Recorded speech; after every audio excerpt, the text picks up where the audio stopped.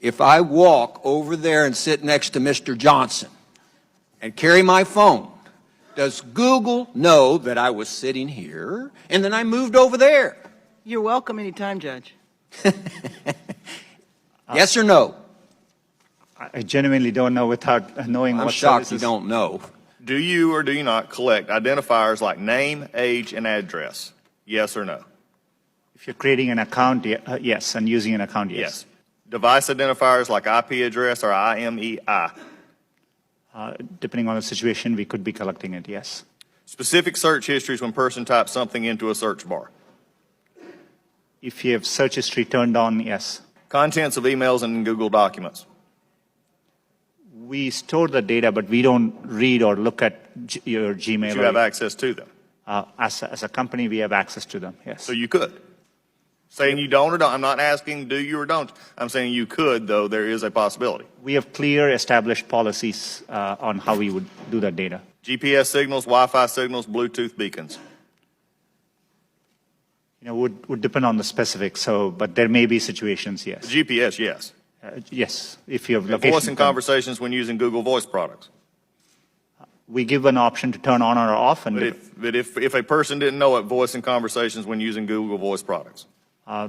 Yes. We only record when they initiated with OK Google and then say the terms after. Do you believe that Google has been brought out here in some question is biased? Congressman, it's really important to me that we approach our work in an unbiased. Do you believe that Google is biased? It's either yes or no. No, not in our approach. Why, number one, does Google need all this information? We can answer that in the fact that 86% of your revenue comes from advertising, so we know you manipulate the data in some ways. However, can you explain what you do to minimize this data, which is generally an accepted standard practice among those who collect data? Our goal is, but we are providing, for example, if we are providing you a service like Gmail, which we have done for 15 years, that data, we need to store it for our users, so they expect us to. So we are trying hard to match users' expectations. We don't need, our data for advertising, as I said earlier, most of it comes from just the keywords you type. And so, we need minimal data to do advertising. We give you options to turn ads personalization off. We store most of the data we do today to help give users the experience they want, and that's what we're trying to do. How do you explain this apparent bias on Google's part against conservative points of view, against conservative policies? Is it just the algorithm, or is there more happening there? Congressman, I understand the frustration at seeing negative news, and I see it on me, on Google. There are times you can search on Google, and page after page there's negative news which we reflect.